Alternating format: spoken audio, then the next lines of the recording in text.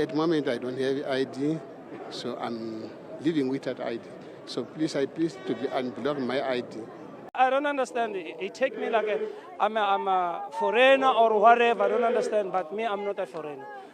I'm looks like it, but I'm not a foreigner. Senyalo senda njani basibona asquad. Sethina phela le ID asikayidobhe siyithathe ka home affairs ngeke.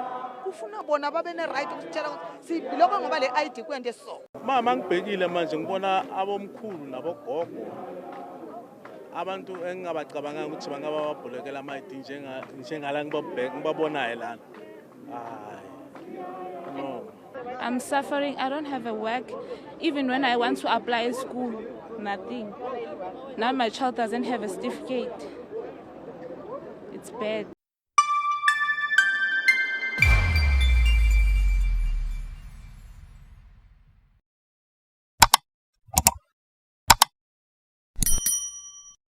Hello everyone, welcome back to the channel. If you've been scrolling through social media or catching the news recently, you've probably seen the chaos unfolding at the Department of Home Affairs in Tshwane. Hundreds of protesters, led by the group Soul of Africa, have blockaded the offices, demanding their blocked IDs be unblocked. This isn't just bureaucracy gone wrong. It's a real human crisis mixed with layers of suspicion and calls for accountability. Today we're analyzing the whole situation with a heavy focus on how everyday South Africans are reacting. There's a lot of healthy skepticism out there, and for good reason. Let's break it all down. Residents clutched onto their blocked IDs at the gates of the Home Affairs headquarters in Pretoria, saying after years of being invisible in government systems, they now refuse to be ignored. Many here say their lives have been on hold. Senyalo senda njani basibona asquad. Sethina phela le ID asikayidobhe siyithathe ka home affairs ngeke. Kufuna bona babe ne right ukutshela sibiloko ngoba le ID kwende so. I don't understand. It take me like I'm a foreigner or whatever. I don't understand. But me, I'm not a foreigner. I'm looks like it, but I'm not a foreigner. Mama ngibhekile manje ngibona abomkhulu nabogogo. Abantu engingabacabanga ukuthi bangaba babholekela ama-ID njengala ngibabonayo lana. No. I'm suffering. I don't have a work. Even when I want to apply at school, nothing. Now my child doesn't have a certificate. It's bad.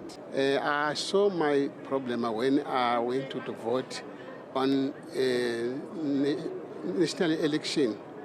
I think it was last year.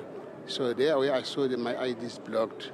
So I went to the bank. Still the bank doesn't work. So at the moment I don't have ID. So I'm living without ID.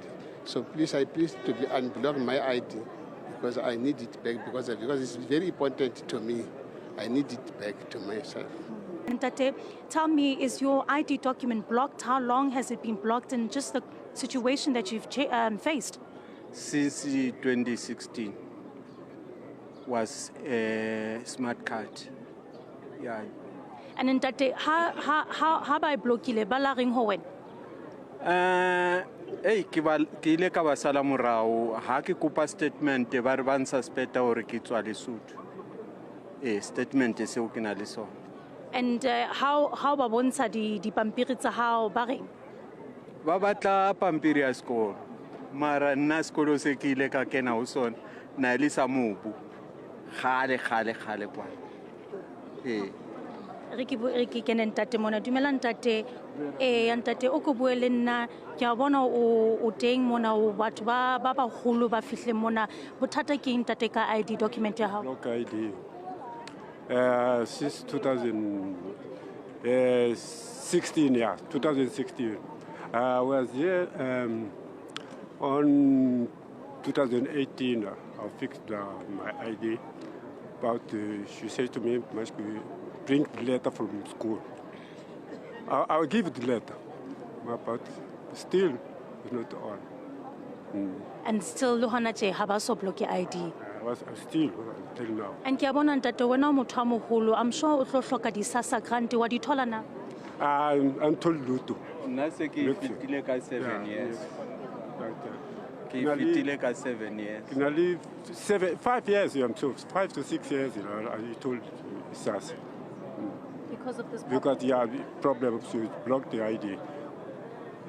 When I was there in SAS, I'll put my fingers. Not open my yeah. They send us to Home Affairs. Yeah. If you go to SAS, they send you to Home Affairs, fixing the. As we started the process, we had 2.5 million ID numbers that were blocked. But today we are happy to inform you that we have already unblocked more than 2.1 million. So, yes. So, we then had an issue wherein we had to go to court, and the court has granted us 2 years to resolve all the remaining IDs. So firstly, let me give you a quick background on this whole situation. Back in 2005, Home Affairs started blocking millions of IDs suspected of fraud or duplication. Think identity theft or dodgy paperwork. Fast forward to 2024, and the Gauteng High Court ruled this blanket approach unconstitutional, ordering reviews and unblocks. But implementation has been extremely slow. As of October 2025, the department has unblocked over 2 million, but hundreds of thousands remain stuck. So protesters hit the streets on October 6, marching to the Department of Home Affairs headquarters, handing over a memorandum and vowing a 7-day sit-in if demands are not met. They're talking about lost jobs, no access to grants, healthcare, or even registering their children's births. It's heartbreaking stuff. The Department of Home Affairs says they're verifying to prevent fraud, and they've promised to speed things up after meeting the protesters. But trust is low, with some even claiming officials suggested political alignments for help. Now, let's get to the heart of it. How are South Africans reacting? Online, especially on X, the conversation is buzzing. Over 100,000 views on key threads in just 24 hours after the protest. And folks, it's not all support. The dominant vibe is deep skepticism. Many are questioning whether all these protesters are really South Africans. Many posts are racking up hundreds of likes, pointing out that some might be foreign nationals with fraudulently obtained IDs trying to slip through the cracks. One viral post with nearly 1,000 likes calls these people chancers and notes how corruption at Home Affairs has let this happen.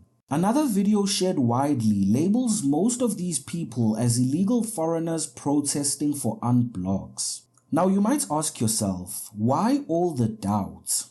Well, South Africans have seen too many fraud scandals, fake IDs sold to non-citizens, overwhelming public services, and economic strain from unchecked immigration. It's not unfounded. The departments themselves emphasize verification to avoid letting fraudsters game the system. And let's be real, in a country grappling with high unemployment and resource shortages, people have every right to be skeptical. If illegal foreigners see an opportunity in these protests to push for unblocks without proof, why wouldn't they join? It's a crack in the system that could easily be exploited, and South Africans are calling it out to protect their own. That said, not everyone's dismissing the protesters outright. There's acknowledgement that genuine citizens are also caught in the crossfire. Folks who've submitted birth certificates and school records but are still waiting months or years. Some people online are defending them, saying the blocks are like apartheid-era denials, hitting black South Africans hardest. One person in specific pushed back against critics, noting that suspicions from groups like Operation Dudula might block real citizens from getting help. It's a mixed bag. Skeptics dominate with 70% of the chatter, but there's sympathy too, around 20%, urging faster resolutions without assuming everyone's a fraud. Now this is where I stand. This has to be about law and order first. Blocking IDs was meant to combat fraud, a noble goal in a nation where identity theft drains resources meant for citizens. But unblocking without proper checks, that could open floodgates to more illegal foreigners to strain our hospitals, jobs and grants. So South Africans are right to demand proof of citizenship before any unblock. It's not suspicion for suspicion's sake, it's safeguarding the system. Groups like Operation Dudula are amplifying this, checking IDs at public spots to enforce the law where government fails. But I'm also on the side of the people. If you're a bona fide South African, this limbo is unacceptable. No work, no studies, no dignity. That is not fair. And the court orders are clear. The department must act swiftly and fairly. So the way I see it, the key is a better system. Perhaps digital verification, faster appeals, maybe even biometric checks. Because if there are genuine South Africans in that crowd, then they deserve solutions that will help to recognize them quickly without upholding the law against fraud. In the end, this ID crisis highlights South Africa's bigger battles: corruption, inefficiency, and border control. South African skepticism isn't baseless, it's a call for accountability. But let's push for reforms that will protect every South African under the law. What do you think?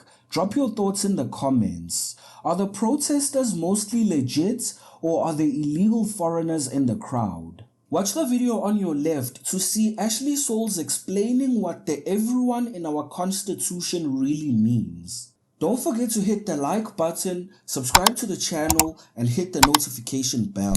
Until next time.